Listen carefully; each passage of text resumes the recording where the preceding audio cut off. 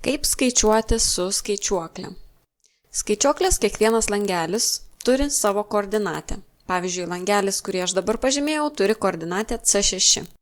Ir ta koordinatė yra parodyta štai čia. Pažymėjus kitą langelį, jau rodoma kitokia koordinatė.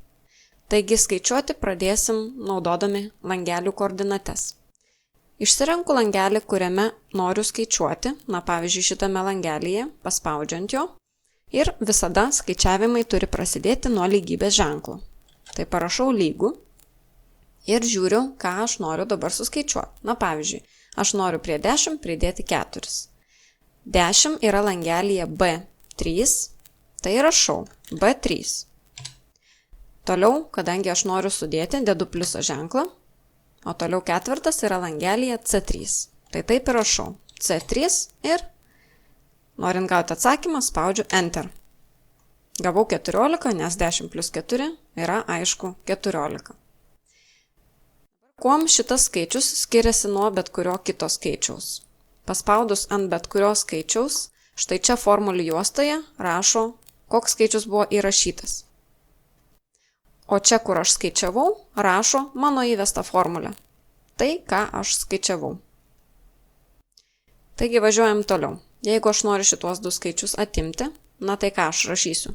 Visų pirma, pradedam nuo lygybės ženklo, tada koordinatė B4, minusas ir C4. Tada spaudžiu Enter ir 20 minus 15 yra 5. Jeigu noriu pažiūrėti, kokį veiksmą parašiau, štai čia pasižiūriu į formulės eilutę ir viską matau. Toliau.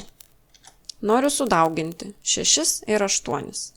Tai pradedam nuo ženklo lygų ir rašom B5 ir daugybos ženklas yra žvaigždutė ir dauginam iš C5 ir spaudžiam Enter. 6 × 8 – 48. Ir paskutinis aritmetinis veiksmas yra dalyba, tai rašau B6 padalinti iš C6. Pasvirasis brūkšnys yra dalybos ženklas. Spaudžiu Enter ir gaunu atsakymą. Su dalybos ženklu reikia šiek tiek atsargiai, nes klaviatūroje yra du pasvirieji brūkšniai. Vienas yra į šitą pusę, o kitas yra į kitą pusę. Kaip žinoti, kurį naudoti? Viskas yra labai paprasta. Klaviatūroje mes turime visus 4 aritmetinius ženklus vienoje vietoje. Štai pliusas, minusas, daugyba ir dalyba. Ir niekur toli ieškoti nereikia. Taip neapsiriksime, į kurią pusę turi būti pasvirasis brūkšnys, ar į dešinę, ar į kairę. Jeigu mes panaudotume kitą brūkšnį, tai mums skaičiuoklė nieko nesuskaičiuotų. Taip pat skaičiuoklė nieko nesuskaičiuotų, jeigu aš nerašyčiau lygybės ženklo. Pavyzdžiui, 10 plus 4, spaudžiu Enter ir man nieko neapskaičiavo. Arba B2 plus B3 vėlgi neapskaičiavo nieko, nes priekyje neparašiau lygybės ženklo. Lygybės ženklas visada yra būtinas. Norint kažką tai suskaičiuoti, nebūtinai reikia naudoti langelį, kuris yra prie pat skaičių. Aš galiu pasirinkti bet kokį langelį. Pavyzdžiui, B3 plus C6. Galiu sudėti, atimti, padauginti, padalinti bet kuriuos langelius ir bet kuriame langelyje ir gauti atsakymą.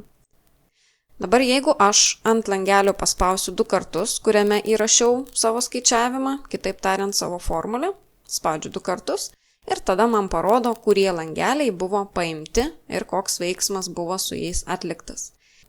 Jeigu nenoriu padaryti kokiu nors pakeitimu, spaudžiu klavišą Escape ir pabėgu iš to langelio. Sudėti, atimti, padauginti ir padalinti galima nebūtinai 2 langelius, galima kiek tik nori langelių, pavyzdžiui, B3 plus C3 plus B4 plus C4 ir taip toliau. Ir galiu naudoti ne vien tik tai vieną veiksmą, bet ir atimti, tarkim, C1, atimti C2, padauginti dar. Ir, žodžiu, kiek tik noriu veiksmų, tiek ir parašau. Ir spaudžiu Enter ir gaunu kažkokį tai atsakymą. 2 kartus paspaudus galiu pažiūrėti, kokius aš langelius panaudojau savo veiksmams atlikti. Skaičiuojant taip pat kaip ir matematikoje galima naudoti skliaustus. Tai pavyzdžiui, jeigu aš parašysiu B3 plus B4 skliausteliuose, aš juos galiu padauginti iš C3. Tai visų pirma skaičiuoklė atliks veiksmą skliaustuose ir tik po to padaugins iš C3. Jeigu skliaustų nebūtų, tada, taip kaip ir matematikoje, iš pradžių sudaugintų, o paskui pridėtų B3.